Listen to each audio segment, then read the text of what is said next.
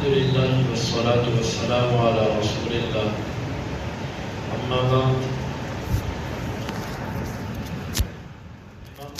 فدد نے وہ کہتے ہیں ہمیں بیان کیا حماد نے ابو جمرہ سے، وہ کہتے ہیں میں نے ابن عباس رضی اللہ عنہما کو کہتے ہوئے سنا قدیم وفد عبد القیس علی رسول اللہ صلی اللہ علیہ وسلم، عبد القیس کا وفد اللہ کے رسول صلی اللہ علیہ وسلم کے ہاں تشریف لایا۔ فقالوا یا رسول اللہ، انہوں نے کہا اللہ کے رسول صلی اللہ علیہ وسلم، ان هذا الحي من ربیعۃ قد حالت بیننا وبینک کفار مضر، بے شک یہ جو قبیلہ ہے ربیعہ میں سے ہمارے اور آپ کے درمیان یہ مضر کے کفار حائل ہیں۔ فلسنا نخلص الیک الا فی کل شہر حرام، ہم آپ کے پاس نہیں آ سکتے مگر حرمت والے مہینوں میں۔ فلو امرتنا بامر ناخذہ عنک ونبلغہ من وراءنا، اگر آپ ہمیں کوئی ایک حکم دے دیں ہم وہ آپ سے لے لیں اور اپنے جو پیچھے لوگ ہیں ان تک وہ حکم پہنچا دیں۔ قال آمرکم باربعۃ وانہاکم عن اربع، آپ نے فرمایا میں تمہیں 4 چیزوں کا حکم دیتا ہوں اور 4 چیزوں سے روکتا ہوں۔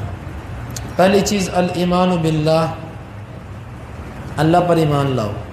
وہ کیا ہے؟ شہادتی اللہ الہ الا اللہ، اس بات کی گواہی کہ اللہ کے سوا کوئی معبود نہیں۔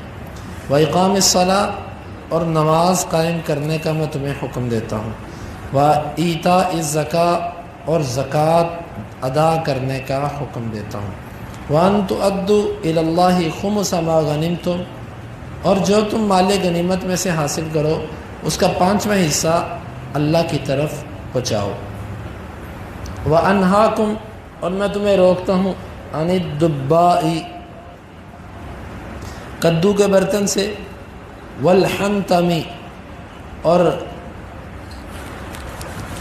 سبز رنگ کے مٹکے سے، والنقیر، اور لکڑی کی سے بنے ہوئے، اس کی جڑ سے بنے ہوئے برتن، والمزفت، اور لیپ کیے ہوئے تار کول وغیرہ کے برتن سے۔ یہ وفد عبد القیس حرمت والے مہینوں میں اللہ کے نبی صلی اللہ علیہ وسلم کے پاس آیا۔ جب مضر قبیلہ تھا، یہ وہی ہے جو پیچھے جا کر اللہ کے نبی صلی اللہ علیہ وسلم کا خاندان ہے، اور یہ قبیلے کے جو لوگ تھے یہ ذرا رسا گیر تھے اپنے علاقوں میں۔ تو یہ لوگ آئے، عبد القیس کے لوگ، کہا کہ اللہ کے رسول یہ حرمت والے مہینے ہیں، ہم سال بھر آپ کے پاس نہیں آ سکتے۔ جب حرمت والے مہینے ہوتے ہیں نا تو یہ کفار پھر اس میں وہ ظلم اور زیادتیاں نہیں کرتے جس کی وجہ سے ہم ایک جگہ سے دوسری جگہ سفر کرتے ہیں۔ اسی لیے حدیث کی کتابوں میں رجب کے مہینے کا جب نام آتا تو لکھا ہوتا رجب مضرہ، مضر کا رجب، کہ وہ رجب کے مہینے کا بہت احترام کرتے تھے کہ یہ حرمت والا مہینہ ہے۔ تو ہم حرمت والے مہینوں میں ہی آپ کے پاس آ سکتے ہیں، اس کے علاوہ کسی اور مہینے میں ہمارے پاس آنے کا نہیں طاقت، کیونکہ جب گزرتے ہیں ایسے قبیلوں سے یہ لوٹ مار بھی کرتے ہیں، قتل و غارت بھی کرتے ہیں، چھینا جھپٹی بھی کرتے ہیں۔ تو آپ صلی اللہ علیہ وسلم نے فرمایا کہ ٹھیک ہے، میں تمہیں 4 چیزوں کا حکم دیتا ہوں اور 4 چیزوں سے روکتا ہوں۔ اللہ پر ایمان، نماز قائم کرو، زکوٰۃ دو، اور مال غنیمت جو تم حاصل کرو کفار سے لڑائی پر اس کا 5واں حصہ 20% 100 میں سے وہ اللہ کو بچاؤ۔ اللہ کو بچانے سے مراد اللہ کے رسول تک پہنچاؤ۔ اللہ کا رسول اس کو جس طرح اللہ کا حکم ہے اس کے مطابق خرچ کرے گا۔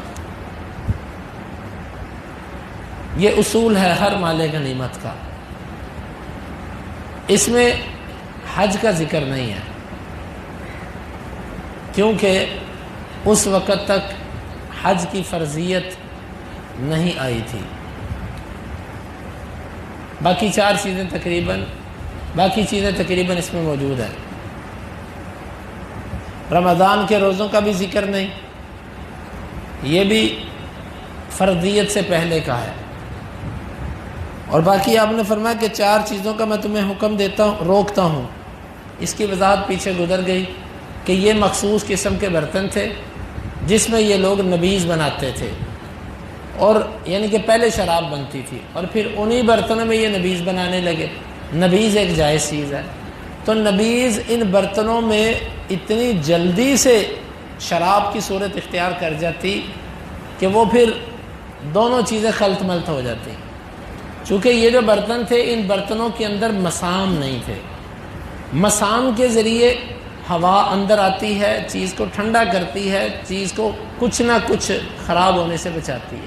جب ایک چیز کے مسام بالکل بند ہو تو وہ چیز بڑی جلدی سے جوش مارتی ہے اور بڑی جلدی سے وہ چیز جو ہے نا وہ خراب ہوتی ہے۔ تو آپ نے ان 4 برتنوں سے منع کیا تھا، لیکن یہ شروع اسلام میں تھا۔ بعد میں ان 4 برتنوں کو استعمال کرنے کی اجازت بھی دے دی گئی تھی، کیونکہ جب عادت ختم ہو گئی شراب کی تو پھر یہ 4 برتن بھی استعمال کرنا جائز ہو گئے۔ تو اس میں بھی جو امام بخاری کی مراد ہے وہ یہی ہے کہ یہ مضر کے جو لوگ تھے یہ پورے عرب کے ہاں ایک تو اپنی قوم اور اپنے نسب کے اعتبار سے بہتر تھے، اور دوسرا ان کے پاس طاقت اور اختیار بھی تھا کہ سب قبیلے ان سے ڈرتے تھے۔ امام بخاری کہتے ہیں ہمیں بیان کیا ابو الیمان نے، وہ کہتے ہیں ہمیں خبر دی شعیب نے زہری سے، وہ سالم سے، وہ عبداللہ بن عمر رضی اللہ عنہما سے، قال سمعت رسول اللہ صلی اللہ علیہ وسلم یقول وهو علی المنبر، میں نے اللہ کے نبی صلی اللہ علیہ وسلم کو کہتے ہوئے سنا، اس حال میں کیا ممبر پر تھے، الا ان الفتنۃ ها هنا، خبردار فتنے یہاں سے ہوں گے، یشیر الی المشرق، اب مشرق کی جانب اشارہ کر رہے تھے، من حیث یطلو قرن الشیطان، جہاں سے شیطان کا سینگ نکلے گا۔ اس حدیث کی بھی وضاحت بھی گزر گئی۔ مشرق سے مراد عراق کے علاقے ہیں، اور جتنے بھی فتنے ہیں کوفہ عراق کے اندر آتا ہے، اور بصرہ اور یہ سب علاقے اسی جانب ہیں، یہاں سے فتنے نکلے۔ اگر ہم دیکھیں عقائد کے فتنے بھی یہاں سے نکلے، اور دوسرے فتنے جنگوں کے، بغاوتوں کے، حکمرانوں کے خلاف سازشیں کرنے کے۔ عثمان رضی اللہ عنہ کی شہادت امت کے اندر ایک پہلا فتنہ ہے، یہ فتنہ بھی اسی جانب سے اٹھا۔ اس کے بعد علی رضی اللہ عنہ اور ان کے خلاف جو معاملات ہوئے اس میں خارجی جو نکلے وہ بھی اسی علاقے کے تھے، پھر یہاں سے سلسلے آگے چلتے گئے۔ تو آپ صلی اللہ علیہ وسلم نے پیشین گوئی کی تھی کہ فتنے یہاں سے ہوں گے۔ تو ان دونوں حدیثوں کا اس باب سے تعلق یہ بنتا ہے، پہلی حدیث کا باب سے تعلق یہ بنتا ہے کہ مضر قبیلے کی حیثیت کو واضح کرنا تھا جو قریش کی اصل ہے، اور دوسری حدیث میں یہ ہے کہ مشرق کی جانب سے فتنے ہوں گے، چونکہ مشرق کی جانب میں یہ مضر اور یہ قبیلے بھی آباد تھے، تو آپ صلی اللہ علیہ وسلم نے انہی کی طرف بھی اشارہ کیا تھا۔ اللہ رب العالمین سے دعا ہے اللہ تعالی ہمیں ان حدیث کو سمجھنے کی اور ان کے تقاضوں کو پورا کرنے کی توفیق عطا فرمائے۔ اللہم انفعنا بما علمتنا وعلمنا ما ينفعنا وزدنا علما وآخر دعوانا ان الحمد للہ رب العالمین۔ حدیث نمبر 3510 اور 11۔